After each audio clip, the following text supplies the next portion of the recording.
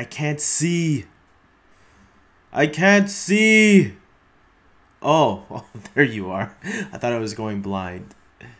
Hey everybody, this is David, and today I am going to be talking about Daredevil, the Netflix series that Marvel has done, and what did I think of it?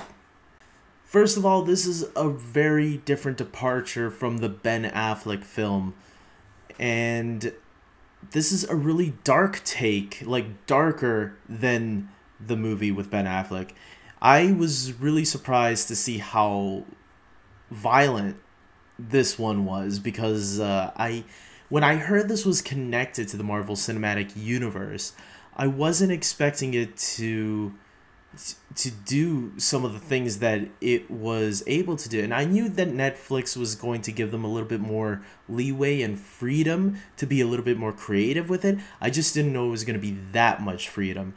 And I'm surprised Marvel did that, because now thinking about it, it is hard for me to kind of see how this will, like, how will Daredevil or the Kingpin one day, go into, like, some of the Marvel Cinematic Universe. Like, how will they interact with those characters one day? Spider-Man, as we know, is back with the Marvel property. It's back with Marvel. And Kingpin is a Spider-Man villain. So I'm curious to see, can they make a character like Kingpin, who is so grounded and so real, in this show, can they make him a Spider-Man villain still, without showing that violence and brutality that he had on this series? I think Kingpin was a really cool villain, and if he is part of this Marvel Cinematic Universe now, I think they got a character here that is really fleshed out a lot. One of my favorite episodes in Daredevil, this series, was I think it was episode 8, where Kingpin, it showed his backstory to who he was when he was a kid. I thought that was one of my favorite episodes of this series.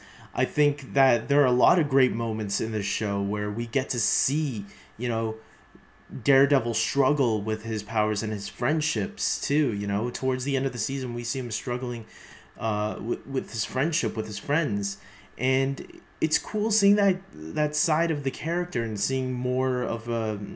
I think television is great sometimes when it comes to these superheroes, because I think you can flesh them out a lot more than you can in a 2-hour film.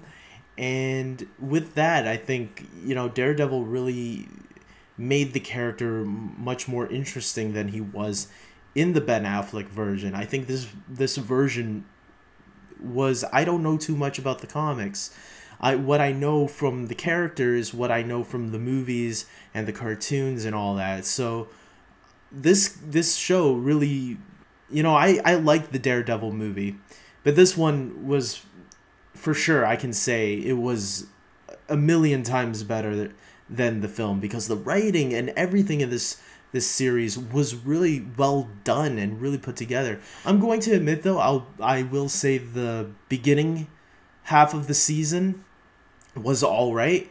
It kind of had a slow pace in the beginning. There were some scenes where I think they could have easily cut out, or done it differently. I was kind of bored, especially with the Vanessa and Kingpin relationship in the beginning, but then halfway through I started getting more invested in it when it became more clear to what Kingpin's motives are.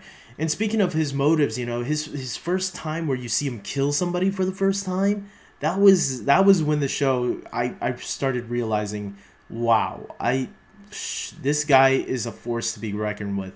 Charlie Cox as Matt Murdock, Daredevil, I thought he did a really good job too. And the supporting cast was all great. It was all great seeing how the acting, I'm not gonna say it was Emmy award winning material, but it was good for a Netflix series, I guess. And would I want to see any of these guys on the big screen? Yeah, a lot of them I can see interacting with, like, Robert Downey Jr. or Chris Evans one day. It would be interesting to see how they would mesh that all, because this is a very dark series, you know, dark, grim series, which is something that I've been talking about a lot today.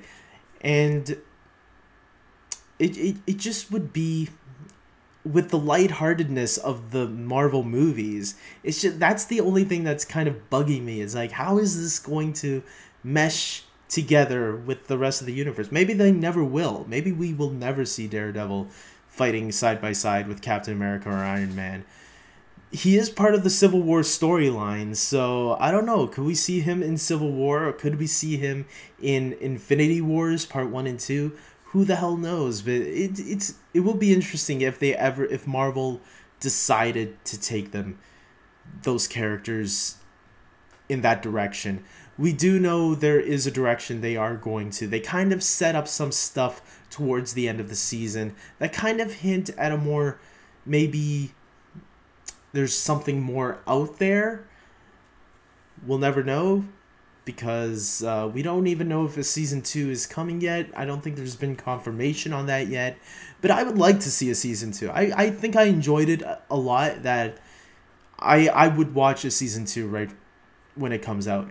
We know that there are 3 other Netflix series coming, so I'm really excited to check them out too, especially if they're at the quality of what Daredevil was. This Daredevil, sign me up. I'm totally excited, especially knowing that they're leading up to the miniseries called The Defenders. I'm really excited to see how Marvel's Netflix plan all pans out. I'm giving this series an 8.5 out of 10. I really enjoyed it. I thought there were some weaknesses in the beginning. Not big weaknesses, but I already mentioned one of the big ones. That was my big gripe. And but other than that, you know, I enjoyed it. So check it out. If you haven't checked out Daredevil, I totally recommend it. Until next time, guys, take care.